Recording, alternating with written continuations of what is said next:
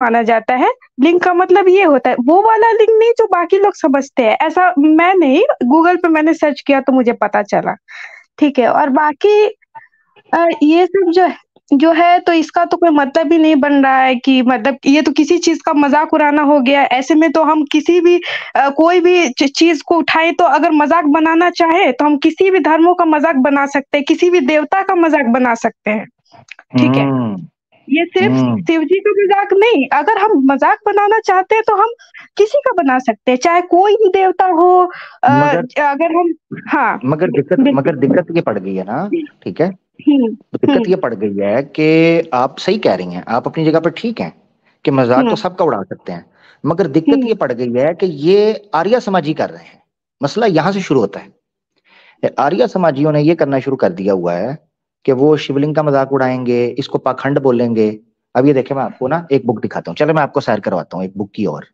ठीक है जी, दीदी, आज आपको यहाँ से हम कुछ ना बात करके सीख के कुछ ना कुछ मैं कोशिश करूंगा कि कोई अच्छी चीज हम जान के यहाँ से जाएं, ठीक है। जी, जी, बिल्कुल। तो हाँ, ये देखना आपने, ये मैं आपको बुक दिखाने लगा हूँ एक, ताकि आप ये देखें। पढ़े जरा, बुक का नाम क्या लिखा हुआ है?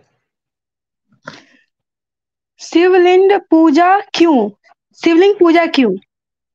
हुँ, लिंड नहीं, लिंग, हाँ ठीक है, शिवलिंग हाँ, पूजा क्यों। ठीक है, क्यों? किसने लिखी हुई जी, है? ये देखिए जरा। आचार्य डॉक्टर श्री राम आर्य। हाँ, हाँ, कौन है? आर्य समाज से, ठीक है। इसके जी, हमने जाना जी। है पेज नंबर 25 पे। ये देखिए जरा, क्या लिखा हुआ है। शिव के भक्त पाखंड व अछूत हैं। ले, देखें, हाँ, ये लो। तो ये आपको बड़ी इस तरह की बड़ी चीजें मिलेंगी। ये बुक आपको पीडीएफ में मिल जाएगी, शिवलिंग की पूजा क्यों। इन्होंने वो तमाशा किया है, वो ब्लास्फेमी की है, वो मजाक उड़ाया है। कहते हैं जो लोग विष्णु फलाना करते हैं, वो फलाना करते हैं, ये उसके समान होते हैं, ये भूतनाथ के होते हैं, ये जो ना हराम खाते हैं, मांस भक्षण करते हैं, फलाना करते हैं, लिंग की पूरी पखंडी होते हैं, लिंग के नाम पर लूटते हैं लोगों को। अभी मैं आपको ये पूरी बुक अगर गुजारूं ना, तो इन्होंने पूरी पीछे परिभाषा बयान की है कि लिंग का अर्थ क्या है, जो आप कह रही हैं इन्होंने कहा है इसको। ठीक है, जी, तो ये मकसद कहने का ये है, आप गूगल से चेक कर रही हैं, गूगल पे आपको मुख्तलिफ चीजें मिलेंगी। मगर जब किसी जी, शास्त्र की बात होती है ना, तो फिर धर्म शास्त्रों में आपको पता चलता है कि कहाँ से शुरू हुआ है जी। ना। ये मैं आपको दिखा एक रहा, और हाँ। चीज़ इस पे मैं कहना चाहूँगी कि जो लोग लिख रहे हैं या फिर जैसे अभी इन्होंने अपना शिवलिंग के बारे में जो लिखा तो ये अपना विचारधारा लिख रहे हैं, ठीक है? ये सिर्फ़ इनका विचारधारा है कि ये शिवलिंग का पूजा है तो पाखंड है, क्या है, नहीं है, ये इनका विचारधारा है। तो इसमें मेरा विचारधारा अलग है, ये तो विचारधारा पे बात हो रही है ना? वो बात ठीक है आपकी दीदी, मैं भी ये समझता था कि सिर्फ जी। दृष्टिकोण का अंतर है, विचारधारा का अंतर है। उसका अगर हुँ, मतभेद होता है तो कोई दिक्कत नहीं है, अगर समान हो, हुँ, परस्पर सम्मान हुँ, रहे, हुँ, तो उस मतभेद हुँ, हो सकता है। यहाँ दिक्कत ये जी, पड़ गई है, ये अपमान करना शुरू हो गए हैं, ये कलंकित लोग हैं, ये समाज जी। पर कलंक लगा रहे हैं और उल्टा आपको कलंकित कहते हैं। ये मैं आपको बता दूं, ये देखें, ये पढ़े जरा। सती अनसुया से नहीं, व्याभिचार जी। हाँ, व्यभिचार की चेष्टा व लिंग पूजा का शिव को शिव को शाप, शाप शाप, शाप इस तरह की अच्छा, हेडिंग लगाई है, आप पढ़ेंगी आप हैरान परेशान हो जाएंगी। अब इन्होंने आपको कलंकित कहा हुआ है। चले मैं आपको एक और बुक का सैर करवाता हूं, ये आपके बारे में क्या कहते हैं, कलंकित। पूरी आपको मैं एक नज्म ना पढ़ा दूं, दीदी मेरा धुआं निकल गया मेरे प्रोसेसर का, मैं आपको सही बता रहा हूं। मैंने जब से इनको पढ़ना शुरू किया है, मैंने कहा यार अगर थोड़ा सा मतभेद का इशू होता तो गुजारा चल जाता। ये देखे, मैं आपको यहां से मैंने शेयर किया, ये पहले बुक दिखा देता हूँ। ठीक है, ये क्या है, योगी जी, कृष्णा। इन्होंने ये कहते हैं कि आप लोग भोगी कृष्णा मानते हैं, हम मानते हैं योगी कृष्णा। पूरी बुक लिखी 172 सफे की। ठीक है, ये मैं आपको पीछे लेकर जा रहा हूं। यहाँ कुछ नज्में लिखी हुई हैं जो मैं आपको सुनाना भी चाहता हूँ। किधर गई है, एक मिनट, हाँ, एक मिनट। आओ ना कृष्णा, आओ ना, अच्छा लो, देखो, पूरी नज्म लिख के इन्होंने टीटो पार्टी की है, मैं आपको सुनाता हूँ जरा। किधर गई है, ए,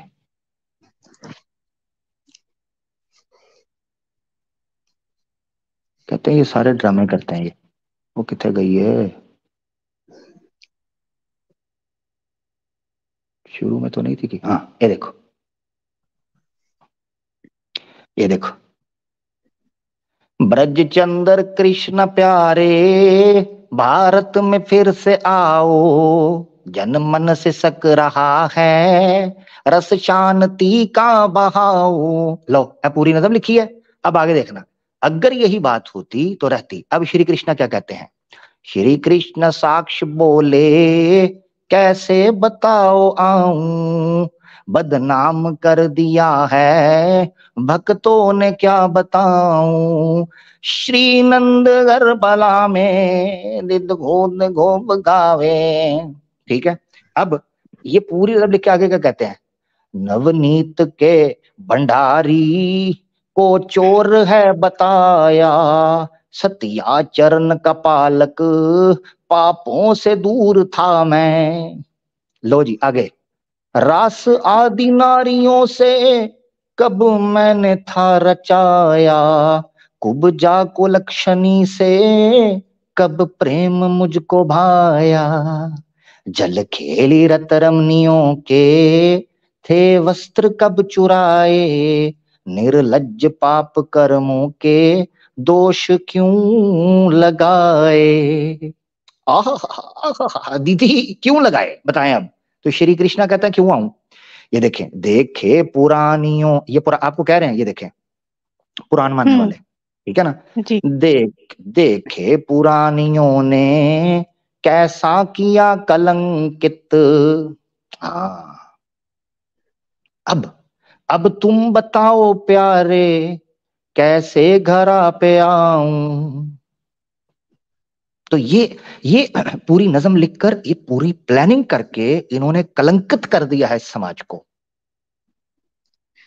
और भी बड़ी है, ठीक है, और भी बहुत है ये बातें। ये पीछे भी नज़में इन्होंने लिखी हुई, ये भी नज़म है पूरी, ये मैं पढ़ रहा था, मुझे बड़ा मजा आया है, पढ़ ले। अब मैं दीदी बेसिकली ये जो मैंने आपके सामने सारी चीज रखी है ना, इसका एक कारण है, इसका मूल्य कारण जी। सिर्फ एक, ये मुसलमानों से नफरत करवाने के लिए आम सनातनी की जो भाव हैं उसको भड़काते हैं, उसको जज्बाती इमोशनल करते हैं। और उसको करने के बाद चाहे वो नॉर्मल एक हिंदू हो, चाहे वो मूर्ति पूजा करता हो, चाहे वो सेकुलर माइंड हो, चाहे वो नास्तिक ही क्यों ना खुद को कहता हो कि मैं सनातनी भी हूं, मैं नास्तिक हूं, उसके अंदर मुसलमानों के प्रति क्रोध पैदा करते हैं। जबकि ये भूल जाते हैं कि ये इन इन लोगों को, आर्य समाज को मंदिर में घुसने नहीं दिया जाता था। इन्होंने मजबूरी में जी। अपने गुरुकुल मस्जिद बनाया, मुसलमान इनको जगह दिया करते थे। कहेंगी मेरे पास सबूत है इस चीज का। 1877 में, 1877 में जब स्वामी दयानंद लाहौर के अंदर प्रवचन और भाषण देने के लिए गया था, वहां ब्रह्मो समाज के मंदिर में ठुड्डे मारकर इसको बाहर फेंक दिया था। पता किसने जगह दी थी, मुसलमानों ने। दो मुसलमान, एक कोठी में और एक विला के अंदर जगह दी, आओ यहां पर लेक्चर दो। अभी दिखाऊंगा रेफरेंस।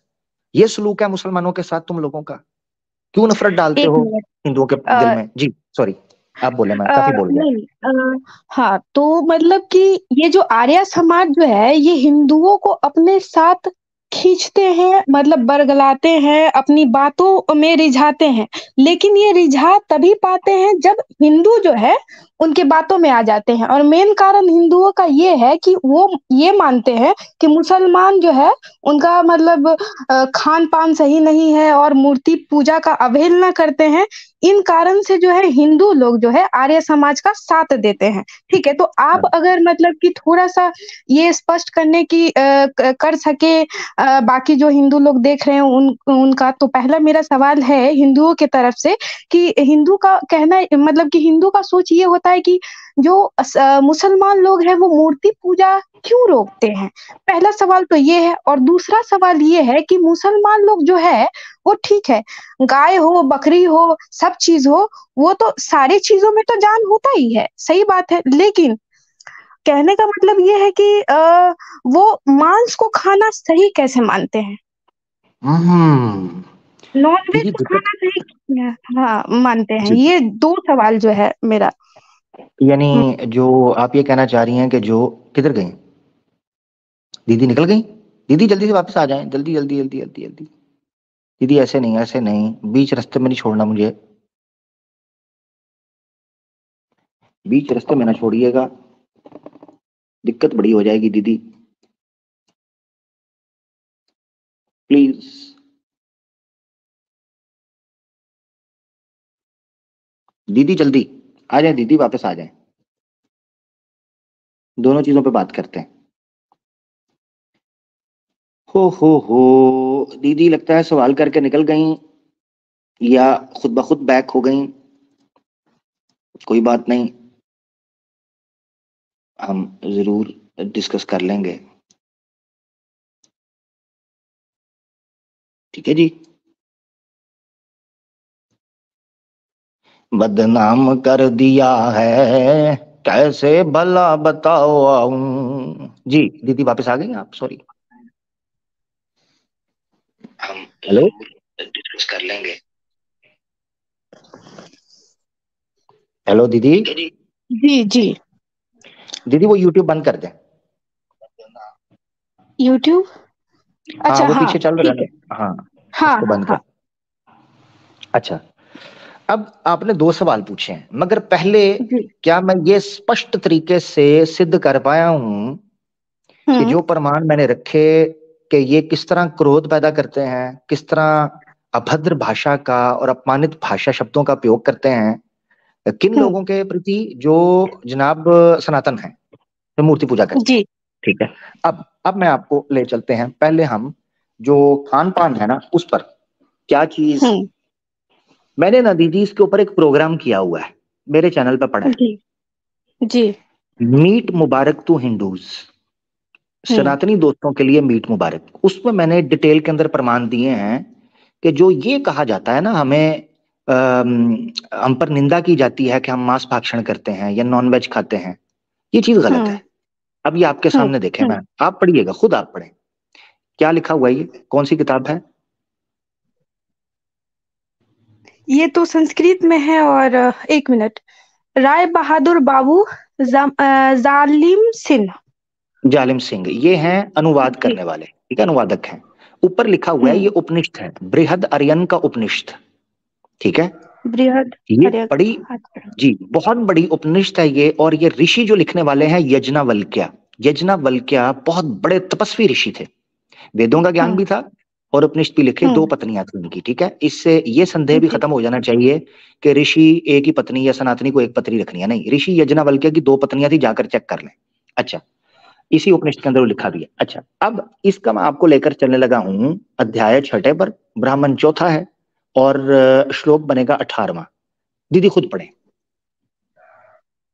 जो पुरुष चाहे कि मेरा पुत्र विद्वान और पौर्य महती सभा का जीतने वाला हो, मधुर भाषी हो, सब वेदों का ज्ञाता हो, अ, और क्या, पूर्ण आयु वाला। पूर्ण आयु वाला हो, तो मांस और चावल हम्म, पकाकर उसमें घृण घृण डालकर दोनों खावे। ऐसा करने से वे अ, अभीष्ट पुत्र के अब पैदा करने अभी में पुत्र समर्थ के होते पैदा हैं। करने में समर्थ होते हैं, परंतु चावल सार के मांस के साथ अ, हम्म, अथवा किसी बड़े बैल के मांस के साथ पका पकाए जी, जाए। जी दीदी, आपने देखा, उपनिषद कह हम्म रहे हैं कि मांस, सिर्फ मांस नहीं, केवल बीफ, ये जो बुल होता है, बैल, हम्म। ये गौ माता का ही पुत्र होता है, तो बीफ में आता है, बीफ की कैटेगरी होती है मीट की ना, दो कैटेगरी में जैसे, तो जी बीफ की जी। कैटेगरी में आता है। अच्छा, अब ये जो मैं आपको दिखाने लगा हूं रामायण, वाल्मीकि रामायण, हरिप्रसाद शास्त्री जी की, ये पता मैंने कहां से डाउनलोड की है, बीजेपी की जी ऑफिशियल साइट से, ये देखें, आप भी देख लें, BJP, Bharatiya Janata party official central library, आई लाइब्रेरी, उसमें अगर वाल्मीकि रामायण लिखेंगे, प्रसाद शास्त्री हरि की 1952 का एडिशन है, 1952 का, ये उसका हार्ड कवर है आपके सामने। अब मैं आपको लेकर चल रहा हूं आपके सामने अयोध्या कांड में, सर्ग है 55, 55 सर्ग पूरा पढ़ेंगे तो वहां लिखा हुआ है, यहां पर ज्यादा टाइम आपका बचाते हुए, राम और लक्ष्मण जी, श्री राम जी और श्री लक्ष्मणा जी जो हैं, ये सीता माता जी के साथ यात्रा पर ट्रेवल वनवास में होते हैं ना, तो जंगल से गुजर रहे होते हैं। वहां क्या होता है, ये मिड वाली लाइन आपने ये वाली, हैविंग ट्रेवल्ड सम डिस्टेंस, कुछ दूर चलते ही the two valiant brothers slew many deer for food. दो भाइयों ने, कौन, श्री राम और लक्ष्मण, डियर को, हिरण को गिराया, उसको स्लीव कहते हैं काटना, जबा करना, स्लीव काटा, मैनी डियर बहुत से हरणों को, फॉर फूड शिकार के लिए नहीं, केवल खाने के लिए, भक्षण के लिए, इसे कहते हैं मीट। मैं आपको दर्जनों रेफरेंसेस दे सकता हूं, पूरा प्रोग्राम है, डिटेल आप वहां पढ़ें। वेदों के अंदर से दिखा सकता हूं कि बलि दी जाती थी और किस तरीके से वो उस गोश्त को काट कर बांटा करते थे। ये मैंने डिटेल के अंदर उसके अंदर बयान किया हुआ है। इसी तरीके से आप अपने शास्त्र पर, तो पहले तो ये दोष हम पर नहीं आना चाहिए कि मुसलमान अगर मांस खाते हैं, नॉनवेज खाते हैं, तो ये कोई पाप है। हाँ, अब गौर से सुन ले दीदी, अगर मान लो कोई नॉन वेज नहीं खाना चाहता, मान लो आप, ठीक है, आप कहती हो भाई मैंने कभी खाया नहीं और मैं खाना भी नहीं चाहती, मुझे अच्छा नहीं लगता कि ये जीव हैं, इनको नुकसान पहुंचाना, ठीक है, मैं नहीं खाती, तो ना खाएं, इस्लाम में कोई दिक्कत नहीं है। इस्लाम कहीं आपको फोर्स नहीं करता कि आपने खाना ही खाना है, खाना ही खाना है, कोई भी नहीं। मेरे कितने मुसलमान दोस्त हैं, ठीक है, वो नहीं खाते, दाल चावल पे गुजारा करते हैं, ठीक है, ज्यादा ज्यादा अंडा खा लेते हैं, या एक दो दोस्त मैंने देखा है वो कहता है सिर्फ अगर कभी बहुत शौक हो, बिरयानी बनी हो तो चिकन का, ना बीफ खा सकता है ना मटन खा सकता है, वो नहीं खा सकते। तो उस तो मुसलमान है, उसमें कोई दिक्कत नहीं। अब आ जाए तौहीद के ऊपर। दीदी अगर तौहीद को आप गौर से देखेंगी ना, तो आपको शास्त्रों से पता चलेगा तौहीद का। तौहीद मतलब? सॉरी, एक था जो मूर्ति पूजा का, जो जी। मूर्ति पूजा का जो हम नहीं मानते, ये समझ लें आप, कि हम मूर्त में भगवान को या ईश्वर को नहीं मानते। उसके पीछे रीजन ये है कि ना, ये इस्लाम की वजह से नहीं, अगर आप इसको बींग सनातनी भी देखोगी ना, तो आप नहीं सिद्ध कर पाओगे। मिसाल के तौर पर मुझे एक प्रमाण दे दें वेद से या उपनिषद से, जहां पर मूर्ति पूजा का आपको कोई प्रमाण मिलता हो कि आप मूर्ति की पूजा कर सकते हैं। इवन उपनिषद में भी मैंने देखा ना, उस दिन एक भाई आया था, वो आकर बता रहे थे, प्राण प्रतिष्ठा पे बात चल रही थी राम मंदिर के कॉन्टेक्स्ट में ना, कि मूर्ति के अंदर प्राण प्रतिष्ठा कैसे होती है। तो उन्होंने उपनिषद दिखा, इधर कर, ये कर, वो कर, फलानी उपनिषद, तैतरी उपनिषद खोलें, ये वो, कहीं भी नहीं निकला कि किसी जड़ के अंदर पत्थर है, पाषाण आदि है, या किसी चीज के अंदर वो चले जाते हैं। अब सवाल ये उठता है, क्या मुसलमान आपसे दीदी ये कहते हैं कि पूजा ना करो? ये छठे दिमाग से सोचिएगा, जैसे उस बारे में हमें गलती लगी, अब ये मूर्ति पूजा के इशू पे देखना है आपने। मुसलमान जब ये कहता है कि मूर्ति पूजा नहीं करनी चाहिए, तो वो ये कह रहा होता है कि आप निराकार की उपासना और पूजा करो। वो नास्तिक नहीं होता कि वो ये कहे कि आपने पूजा ही नहीं करनी। वो आपसे केवल ये कह रहा होता है कि शास्त्रों के अनुसार सिर्फ एक निराकार परम ब्रह्म की पूजा उपासना करो, क्योंकि वेद यही कहते हैं, उसके जैसा कोई नहीं है। ये भी वेद से आपको दिखा दूंगा कि उसके जैसा कोई भी नहीं है। वो तमाम पदार्थों से अलग एक चीज है, यानी अलग ही है वो, उसका स्टेटस जो है, ठीक है। ये मैं आपको दिखा भी देता हूं कि उसके जैसा कोई हो नहीं सकता। ये बड़ी चीजें हैं, बहुत बार हमने इस पर बात की हुई है। तो ये वजह है जिस वजह से हम कहते हैं, याद रखें दो चीजों में फर्क, ना हम ये कहते हैं कि ईश्वर की पूजा नहीं करनी, ना हम ये कहते हैं परमात्मा की पूजा नहीं, या जिसको हम परम ब्रह्म कहते हैं उसकी पूजा नहीं। हम कहते हैं केवल उसी की पूजा। आप कहते हैं उसकी पूजा इनके माध्यम से करते हैं, पाषाण के, जड़ के माध्यम से। हम कहते हैं नहीं, वो सर्वव्यापक, वो पावरफुल है, वो सबकी सुनता है, और उसी ने ये तरीका सिखाया है। आप उसी की उपासना करो, डायरेक्ट उसी की प्रार्थना करो, उससे पूजा करो। तो ये इन चीजों के अंदर जाना, अभी देखिए ना, मैं वेद से आपको दिखा भी देता हूं, ताकि आपको पता चले कि हम क्यों उसकी तुलना किसी से नहीं करते हैं। ये वेद भी यही कहते हैं।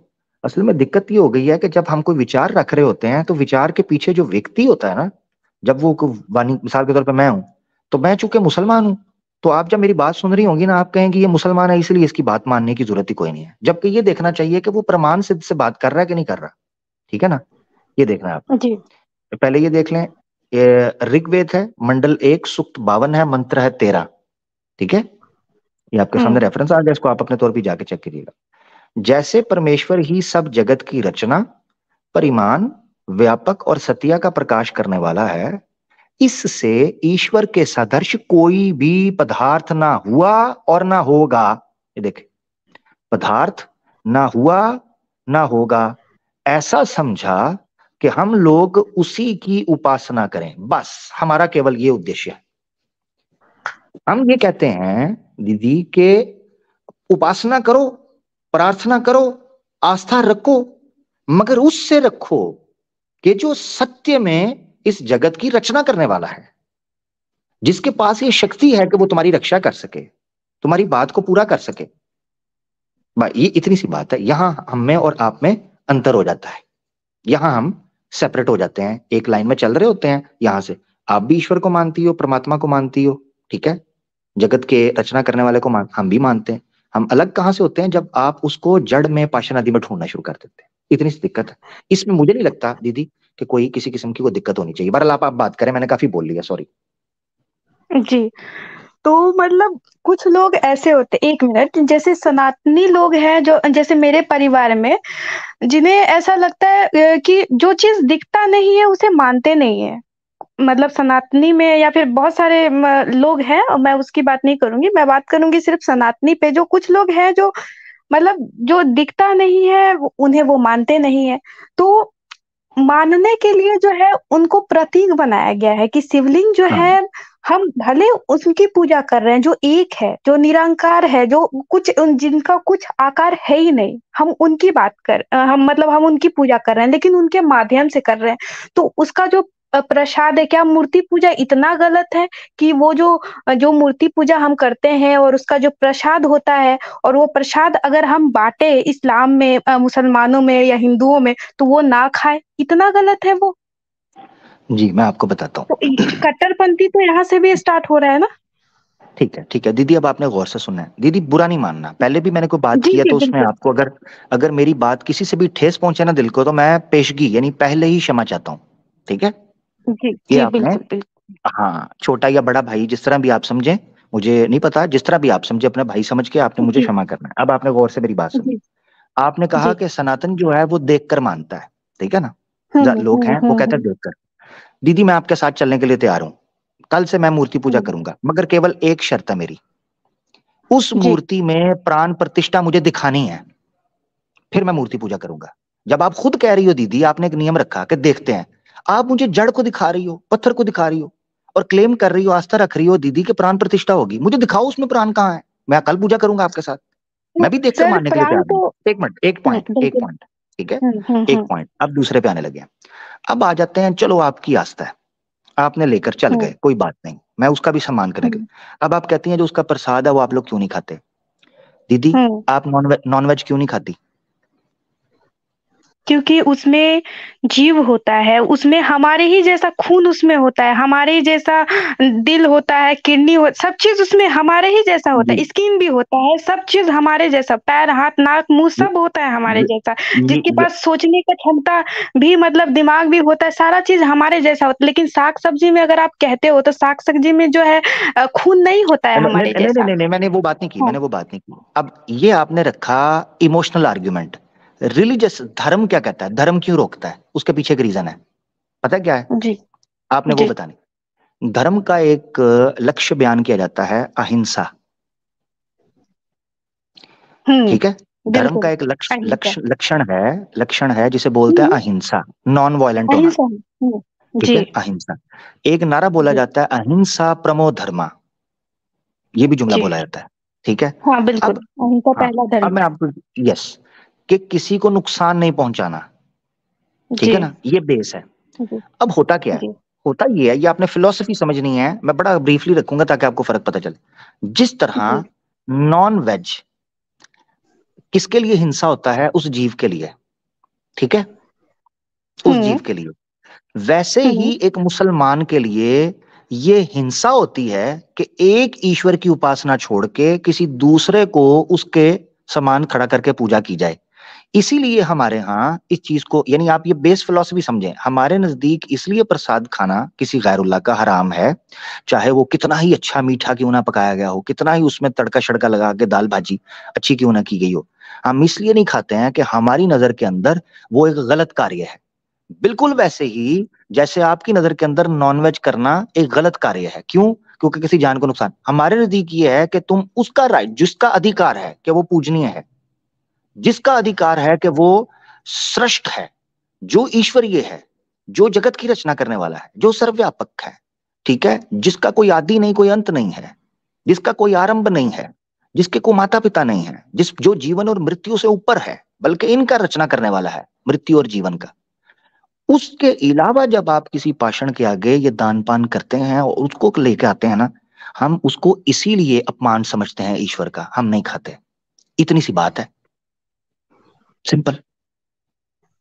दीदी अगर आप ठंडे दिमाग से सोचेंगी तो जिस तरह आप उधर एक चीज को रख रही हैं ना, इधर हम एक चीज को रख रहे हैं। आप मान लें मिसाल के तौर पर दीदी, आप अपने घर में हलवा बनाएं वैसे, ठीक है, या दाल हम्म। भाजी बनाएं, या पकौड़े बनाएं, ठीक है, या पनीर पकौड़े, जो भी बनाती हैं, अच्छा जो कुक करती हैं, मैं आऊंगा खाने के लिए, भाई मुझे भेज दीजिएगा, मैं शौक से खाऊंगा। कहीं भी नहीं रोका गया हमें।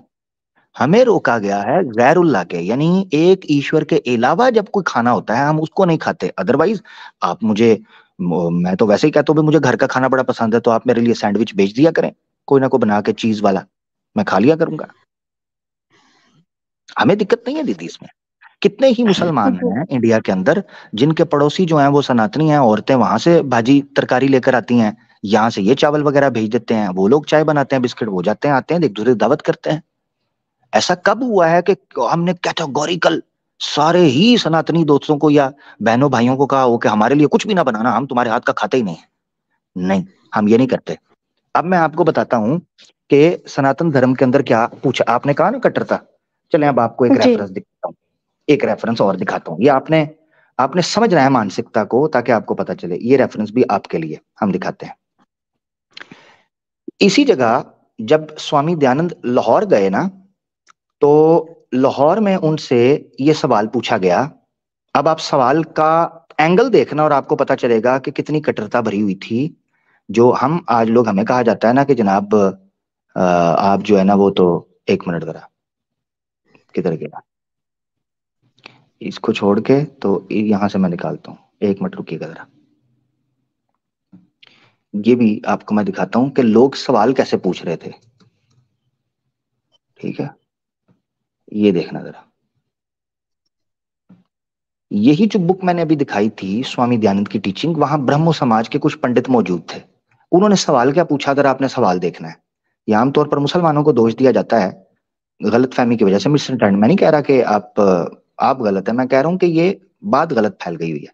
ये देखिए जरा, लाहौर जब स्वामी दयानंद था, वहां पर ब्रह्मो समाज के कुछ लोग मौजूद थे। उन्होंने सवाल, one of the question was, can a Mohammedan or Christian join your faith and are you and your followers prepare to eat the food cooked by his hands? Check करें सवाल, कि अगर कोई मोहम्मदन, मुसलमान को बोलते हैं, क्रिश्चियन जो कि हम्म। क्रिश्चियन है, मसीही, अगर वो आपके धर्म में आ जाता है, आर्य समाजी बन जाता है, तो हम सवाल हम्म। आपसे पूछते हैं कि क्या आप या आपके भक्त स्वीकार करेंगे उसके हाथ का पका हुआ खान पान? स्वीकार करेंगे? स्वामी दयानंद ने रिप्लाई करने के बजाय डॉज कर दिया। रिप्लाई क्या किया? कहता मेरा धर्म तो वेद है, वेद को जो फॉलो करेगा वो वैदिक होगा, फलाना होगा, फलाना होगा। तुम लोग अंधकार में चले गए हुए हो, तुम धर्म को खान पान से आइडेंटिफाई करते हो, फलाना करते हो। ये नहीं कहा कि हाँ खाऊंगा। अब हम्म। ये मैंने बात क्यों रखी आपके सामने?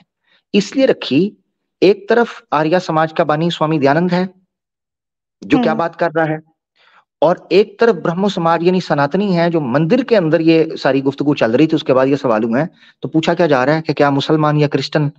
अच्छा, एक और यहाँ पॉइंट है समझने का दीदी, गौर से देखना आपने। ये नहीं कहा कि अगर कोई मोहम्मदन या क्रिश्चियन खाना बनाएगा तो आप खाओगे, ना ना ना ना ना, इसकी तो बात ही नहीं है ना, इसका तो जिक्र ही नहीं है, तो नीचे हम्म। नीचे है। ये सवाल पूछा जा रहा है कि अगर कोई मोहम्मदन या क्रिश्चियन अगर सनातन धर्म स्वीकार करता है, वैदिक धर्म, तो आप खाओगे क्या नहीं हम्म। खाओगे? हाँ, सवाल की नोयत चेक किया आपने, एंगल चेक करें। सवाल ये होना चाहिए था कि क्या मोहम्मदन या कोई क्रिश्चियन बनाएगा तो आप उसके हाथ का खाओगे, मगर नहीं। क्यों? क्योंकि इसका तो सवाल ही आउट ऑफ क्वेश्चन, खाएंगे ही कोई नहीं, चक्कर ही खत्म हो गया। तो ये बात है दीदी, कुछ गलत फहमियां हैं जो मुसलमानों के द्वारा मुसलमानों के प्रति जो सनातनी हमारे कुछ लोग हैं वो फैला रहे हैं। ये 3-4 पॉइंट थे जिसको समझना है। और बड़ी अच्छी आपसे बात रही। आई होप कि जो मैंने और भी कुछ पूछना चाहती हैं, कुछ और पॉइंट रखना चाहती हैं, जरूर रखें। जी। हाँ, मेरा ख्याल ये है, जैसे मेरा ओपिनियन ये है कि ये जितना भी धर्म है, सारे